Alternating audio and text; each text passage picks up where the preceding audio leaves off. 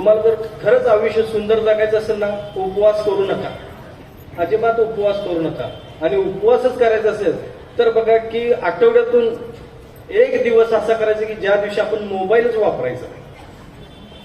अजिबात व्हॉट्सअपला काही मेसेज आलाय, काय झालंय, कुणाला गुड मॉर्निंग म्हणा, मरू दे तिकडे, उठू दे नाही तर झोपू दे दिवसभर, तुम्ही गुड मॉर्निंग म्हणू नका, गुड नाईट म्हणू नका. एक दिवस बघा बरं राहू शकताय का? एक दिवस राहा, तुम्हाला बाकीचे 6 दिवस का नाही काही कंटाळा येणार नाही. करून तरी बघा एक दिवस फक्त तुम्ही. त्याच पद्धतीनं सगळ्यांना सांगतो, संस्कार संस्कृती जपली पाहिजे. आज जे संस्कार संस्कृती जे आहे तर ही आपल्या आरोग्याशी रिलेटेड आहे.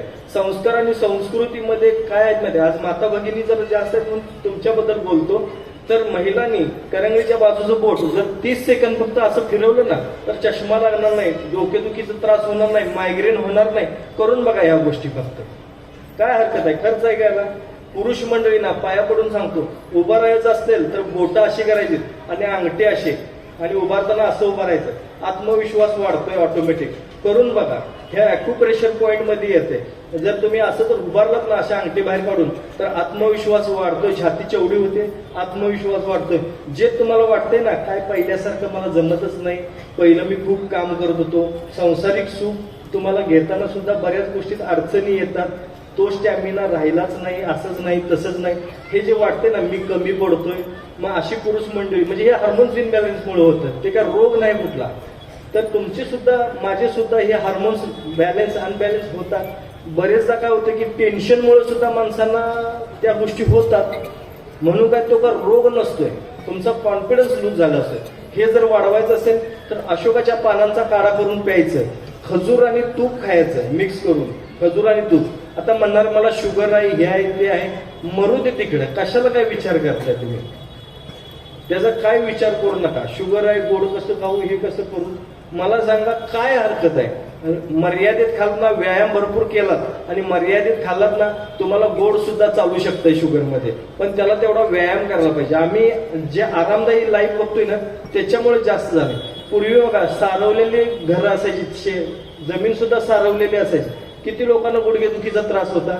जशी फरशी बसायला घरात चालू झाली आणि तसं असं जपून जपून चालायला सुरू केलं नाही माणसांना आवळून, तसंच गुडघेदुखीचा त्रास सुरू झाला. कारण फरशीवर पाणी पडलं तर जपूनच चालायला लागतंय, म्हणून गुडघेदुखीचा त्रास सुरू झाला. खरं सांगायचं पूर्वी रस्ते चांगले नव्हतेच, तेव्हा खड्डे उंचवटे सगळे होते.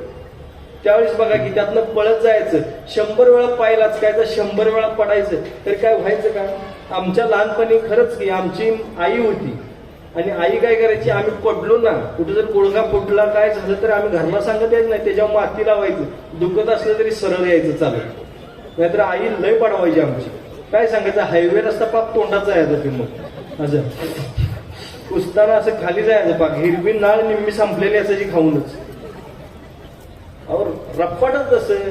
आमचं आजोबा आर्मीत होतं, लात घालून उठवायचं. आत्तासारखं नाही, बबू उठ, बबू उठ बेटा, 8 वाजले बघ ना. आम्हाला 4:30-5 वाजता पेकटात लात असायची. आजही ती सवय लागली, आजही आम्ही व्यायाम करतोय म्हणून. नाहीतर आत्ताच्या पोरांचे आपण खूप लाड करतोय, तर हे थोडंसं कमी करा.